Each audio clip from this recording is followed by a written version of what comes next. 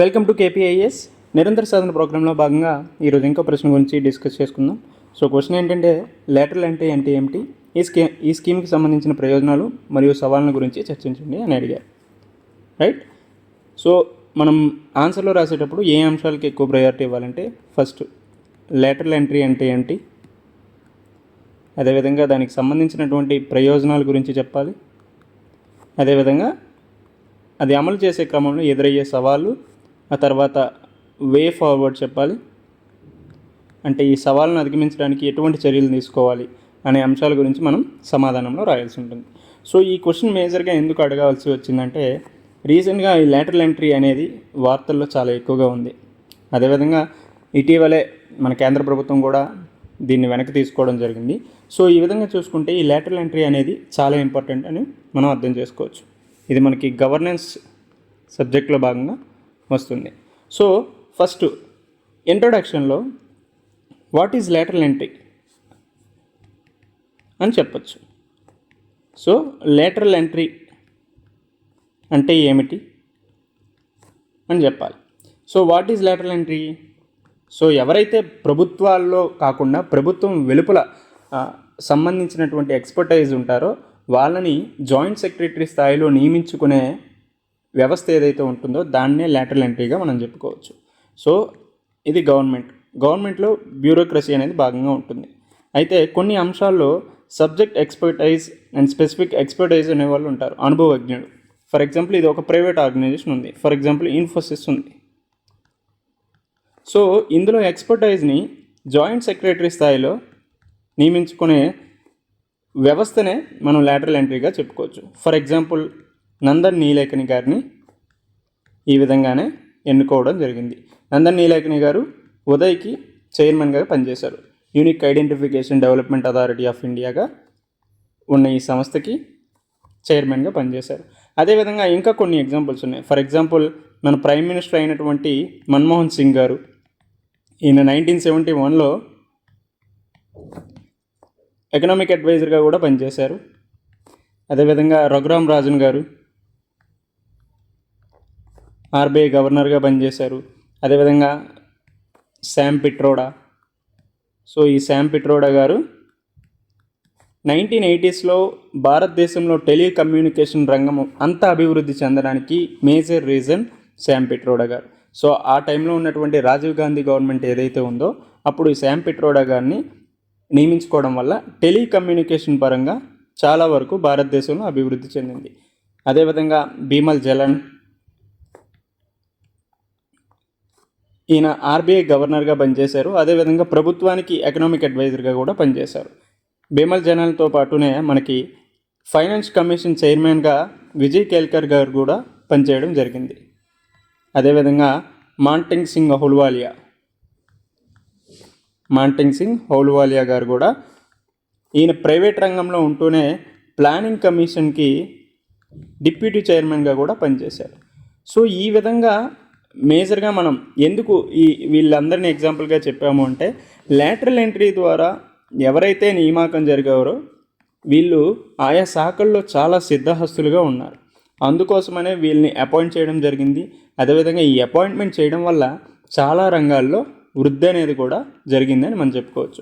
For example farmer prime minister అయినటువంటి మన్మోహన్ సింగ్ గారు finance రంగంలో చాలా నిష్ణాతులు కావడం, ఎకనామిక్ అడ్వైజర్గా పనిచేయడం, అదేవిధంగా 1991లో పివి నరసింహారావు గారికి తోడ్పాటు అందించడం వల్ల మన భారతదేశం ఎల్పిజి రిఫార్మ్స్ని తీసుకురావడమే కాకుండా బీఓపీ క్రైసిస్ నుంచి కూడా బయటపడడం జరిగింది. అదేవిధంగా శామ్ పిట్రోడా గారిని తీసుకుంటే టెలికమ్యూనికేషన్ రంగాన్ని ఇంత అభివృద్ధి జరగడానికి మేజర్ రీజన్ శామ్ పిట్రోడా గారు. అదేవిధంగా రఘురామ్ రాజన్ గారు అప్పటి ఎన్పిఏ ఇష్యూ గురించి చాలా గట్టిగా తన యొక్క కంఠాన్ని వినిపించిన రఘురామ్ రాజన్ గారు అవ్వచ్చు. ఫైనాన్స్ కమిషన్ చైర్మన్గా చేసిన విజయ్ కేల్కర్ గారు, అదేవిధంగా నందన్ నీలేకని గారు. ఆధార్ ఇప్పుడు ఇంత అభివృద్ధి చెందిందంటే బికాజ్ ఆఫ్ ఉదయ్ వల్లే. సో దానికి చైర్మన్గా నందన్ నీలేకని గారు పనిచేశారు. సో ఈ విధంగా మనం ఈ ఎగ్జాంపుల్ చూస్తే లేటరల్ ఎంట్రీ అనేది చాలా ముఖ్యమైనటువంటి అంశంగా మనం తెలుసుకోవచ్చు. అయితే ఈ లేటరల్ ఎంట్రీలో పాజిటివ్స్ ఉంటూనే చాలా వరకు సవాళ్ళు కూడా ఉన్నాయి. సో ఫస్ట్ ఈ పాజిటివ్స్ ఏంటి? సో మనకి వాళ్ళ క్వశ్చన్లో ప్రయోజనాల గురించి అడిగారు. సో ఏంటి ఆ ప్రయోజనాలు అనే అంశం గురించి కూడా మనం ఇక్కడ ప్రస్తావించవలసిన అవసరం ఉంది. సో మేజర్గా ప్రయోజనాలు ఏంటి?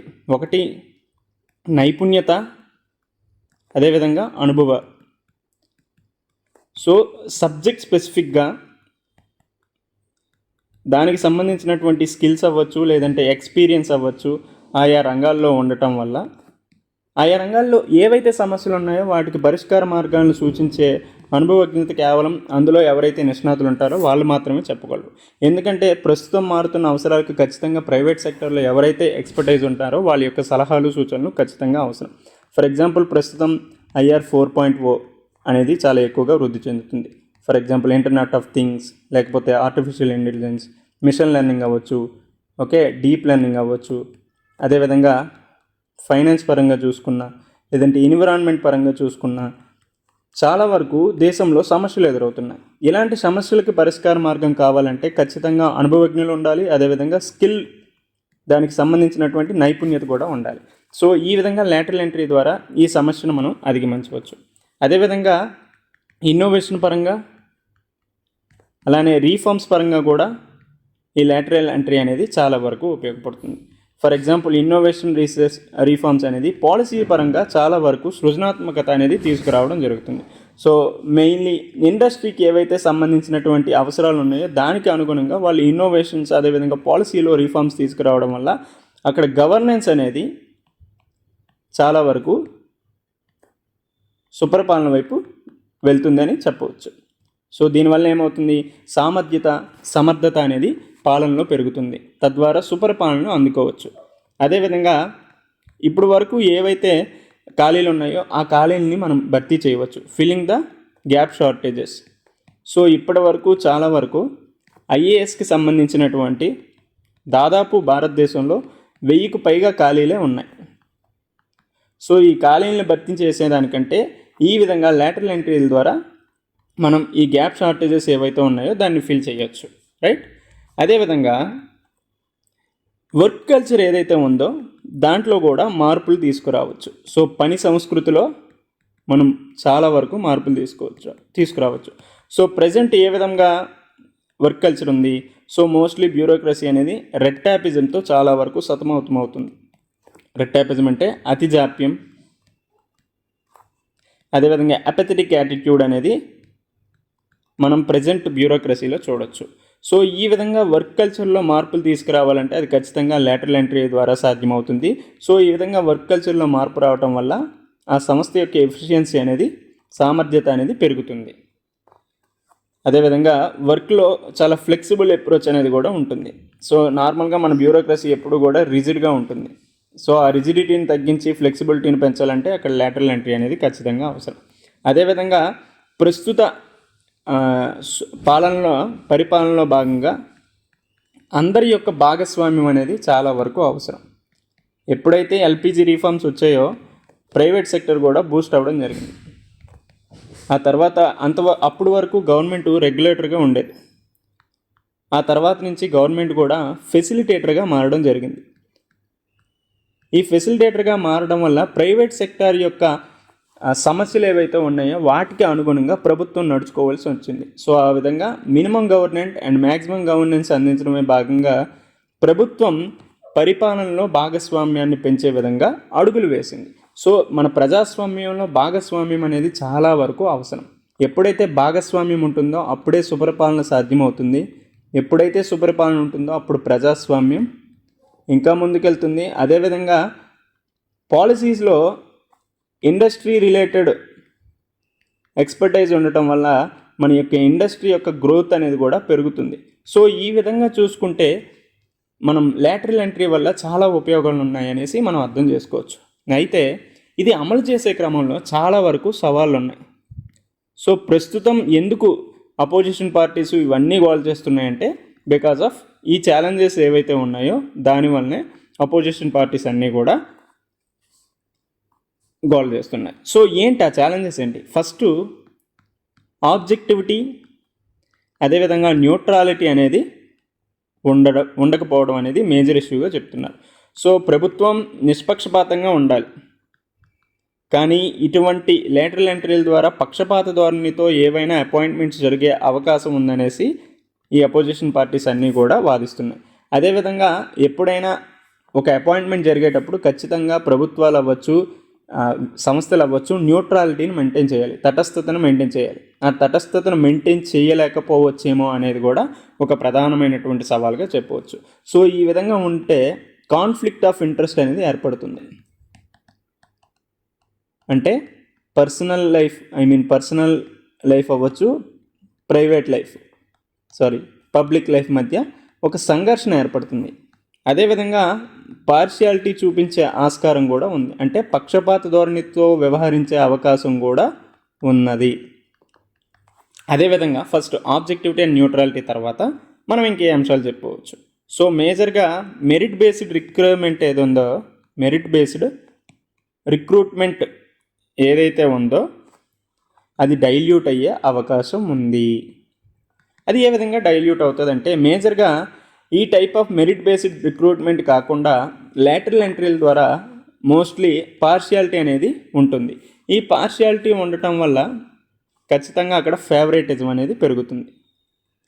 ఫేవరెటిజంతో పాటు బంధుప్రీతి కూడా అక్కడ ఎక్కువగా ఉంది. సో తమకు అనుకూలంగా ఉన్న వాళ్ళని అవ్వచ్చు, లేదంటే కుటుంబానికి సంబంధించిన వ్యక్తుల్ని వాళ్ళు అపాయింట్ చేసుకోవడం వల్ల అక్కడ మెరిట్ బేస్డ్ రిక్రూట్మెంట్ అనేది డైల్యూట్ అయ్యే అవకాశం చాలా వరకు ఉంది. ఆ తర్వాత బ్యూరోక్రసీ పరంగా చూసుకుంటే అవుట్ సైడ్ సిండ్రోమ్ అనేది ఎక్కువగా కనిపిస్తుంది. మోస్ట్లీ ప్రస్తుతం ఉన్న బ్యూరోక్రసీలో ఉద్యోగులందరూ కూడా ప్రభుత్వం వెలుపల నుంచి ఎవరైతే వస్తారో వాళ్ళ నుంచి ఖచ్చితంగా రెసిస్టెన్స్ అనేది ఎదుర్కొంటారు. వాళ్ళు ఖచ్చితంగా బయట నుంచి వచ్చే వ్యక్తులను ఖచ్చితంగా లోపలికి రాణించే ఇది ఉండదు వాళ్ళకి. అదేవిధంగా ఈ ప్రస్తుతం ఏదైతే హైరార్కీ ఉందో, ఈ క్రమానుగత శ్రేణి ఏదైతే ఉందో అది కూడా దెబ్బతినే అవకాశం ఉంది. సో దీనివల్ల పరిపాలనలో డిస్ట్రప్షన్స్ పెరిగే ఆస్కారం కూడా ఉంది. సో ఈ విధంగా బ్యూరోక్రసీ ద్వారా మనం ఈ సవాళ్ళని ఎదుర్కోవాల్సి వస్తుంది. అదేవిధంగా లేటరల్ ఎంట్రీలు ఇంతవరకు ఇవన్నీ కూడా లేటరల్ ఎంట్రీ వద్దు అంటున్నారు. అయితే ఇప్పుడు లేటరల్ ఎంట్రీలో ఉన్న క్రిటిసిజం ఏంటంటే మేజర్గా experience recruitment for senior citizens అనేది జరుగుతుంది. ఎక్స్పీరియన్స్ ఆధారంగానే మేజర్గా ఇది జరుగుతుంది. సో దాదాపు ఐఏఎస్ స్థాయి నుంచి జాయింట్ సెక్రటరీ స్థాయికి వెళ్ళాలంటే ఖచ్చితంగా 17 సంవత్సరాల కాల వ్యవధి పడుతుంది.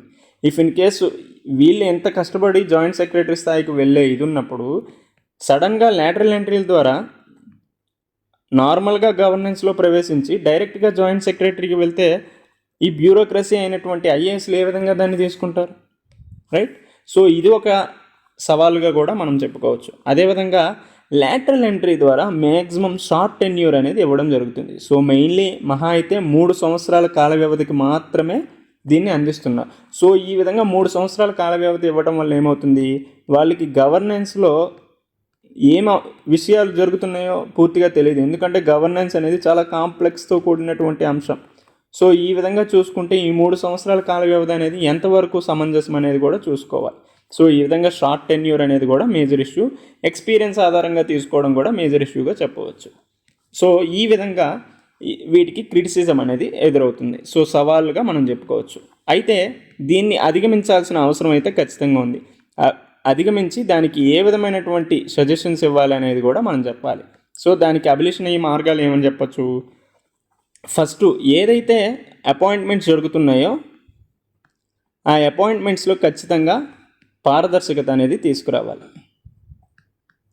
సో అపాయింట్మెంట్లో ట్రాన్స్పరెన్సీ అనేది ఖచ్చితంగా మెయింటైన్ చేయాల్సి ఉంటుంది.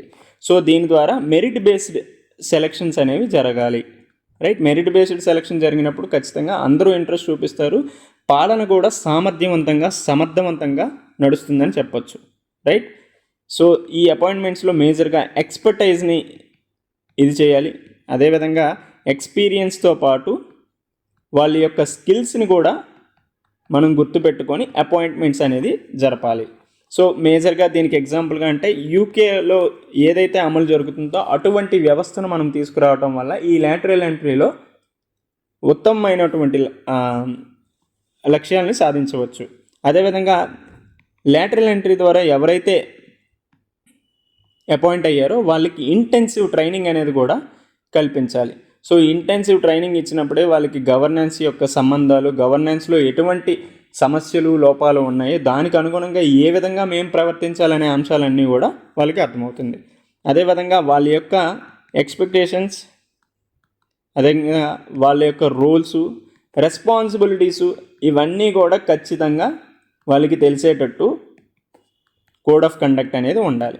సో ఈ విధంగా ఉండేటప్పుడు వీళ్ళు మిగతా డిపార్ట్మెంట్స్లోకి ఇంటర్ఫీరెన్స్ అనేది అవ్వరు, రైట్. అదేవిధంగా ఏదైతే ఏజ్ బ్యారియర్స్ ఉన్నాయో ఆ ఏజ్ బ్యారియర్స్ని కూడా తీసేయాలి. సో మేజర్గా లాటరల్ ఎంట్రీల ద్వారా తీసుకునే వ్యక్తులకి ఖచ్చితంగా అబౌవ్ 45 ఇయర్స్ ఉంటే కానీ తీసుకోవట్లేదు. సో 35 ఇయర్స్ ఉన్నా పర్లేదు, వాళ్ళకి స్కిల్స్ ఉంటే తీసుకునే సౌకర్యాన్ని కల్పించినప్పుడు అక్కడ ఖచ్చితంగా ఉత్తమమైన ఫలితాలను మనం సాధించవచ్చు. దీనికి ఫర్ ఎగ్జాంపుల్గా మనం భీమల్ జలాల్ గారిని తీసుకోవచ్చు. అదేవిధంగా మాంటింగ్ సింగ్ అహులువాలియా గారు, వీళ్ళు స్కిల్స్ ఆధారంగానే లాటరల్ ఎంట్రీల ద్వారా అతి చిన్న వయసులో ప్రభుత్వ పరిపాలనలోకి రావడం జరిగింది. సో ఈ విధంగా మనం దాని యొక్క అభిలషణీయ మార్గాలు, సో వే ఫార్వర్డ్ అనేది మనం చెప్పచ్చు, రైట్. అల్టిమేట్గా దీనికి కన్క్లూజన్ ఏమని చెప్తాం?